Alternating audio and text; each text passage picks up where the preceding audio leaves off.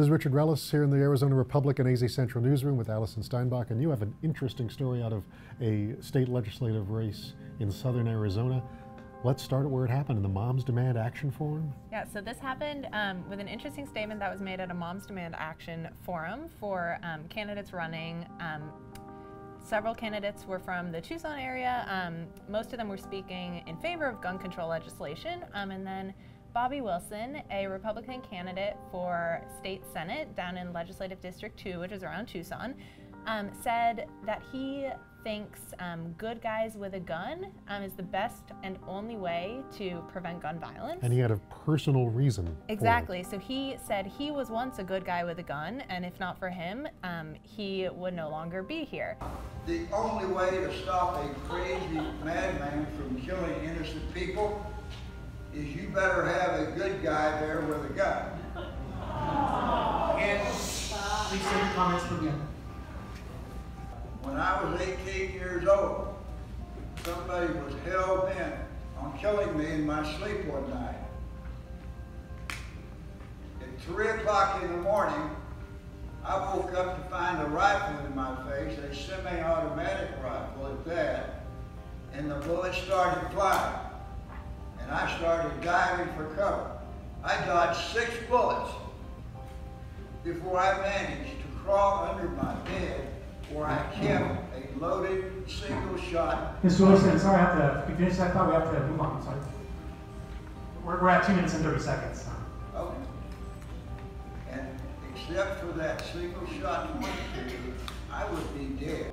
And this person turns out to be his mother. So he reached for a gun under his bed, shot her, and managed to survive. So this was his story about how when someone is intent on killing someone, you need someone, a good person there with a gun to defend. He shot his mother and she did not survive, or did? Correct. He shot and killed his mother. He had a single shot rifle under his bed. He shot his mother. His mother was killed. Later, the medical examiner determined that it was a combination of gunshot wound and burns, because after he shot his mother, when his mother was shooting at him, the 6 shots, several of those shots ricocheted off gasoline canisters that Wilson stored in his bedroom, because it was the coolest part of the house. So the gasoline spilled all over the house.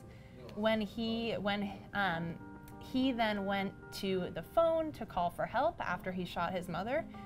He reached for the phone, turned on the light, a spark went off, the house went up in flames. He said, quote, "the house exploded." So then his mother was killed by a combination, presumably, of flames and burns from this explosion and the shot that he fired at her. Have we looked at the story he's told? I mean, how long ago did this happen? How old was he at this time? Yeah, so he was 18. This happened back in 1963 in his hometown of Hugo, Oklahoma. Does everything check out? So not exactly. There appear to be some discrepancies in the story that he now tells and the story that's available in newspaper accounts from the time and at court records.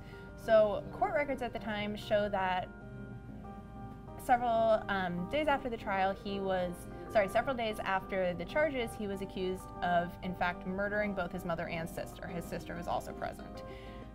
He then confessed to this. He now says the sheriff pressured him into the confession, but he confessed to murder.